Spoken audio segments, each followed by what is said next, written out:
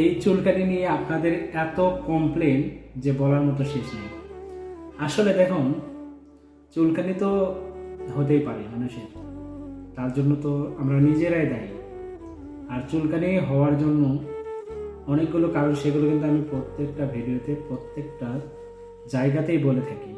শরীরের যত্ন নেন, শরীরের রোগ প্রতিরোধ ক্ষমতাটাকে বৃদ্ধি করুন, ইমিউনিটি ক্ষমতা বুস্ট করুন, ভালো খাবার গ্রহণ করুন, পুষ্টিকর খাবার গ্রহণ করুন। বাইরের প্রসেস ফুড, ভাজা পোড়া, এই যে এখন ইফতারের সময় আপনারা যে ভাজা পোড়া যে পরিমাণে খেয়ে থাকেন, এগুলো অ্যাভয়েড করুন। এগুলো খেলে আপনার শরীরে কোনো পুষ্টিকর জিনিস উৎপন্ন হবে না, আপনার শরীরে অতিরিক্ত ব্যাড কোলেস্টেরল তৈরি হবে।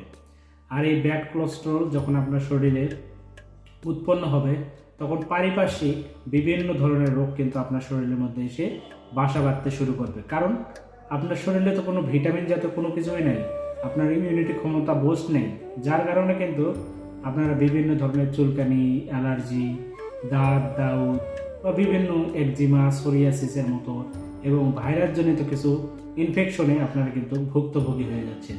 এই জন্য বারবার বলি, আপনারা শরীরের যত্ন নেন, কাপড় চোপড় পোশাক পরিধান সুন্দরভাবে পরিষ্কার পরিচ্ছন্ন করেন, অন্যের ব্যবহৃত জিনিস শেয়ার করবেন না, এগুলো থেকে আপনারা রেহাই পেয়ে যাবেন।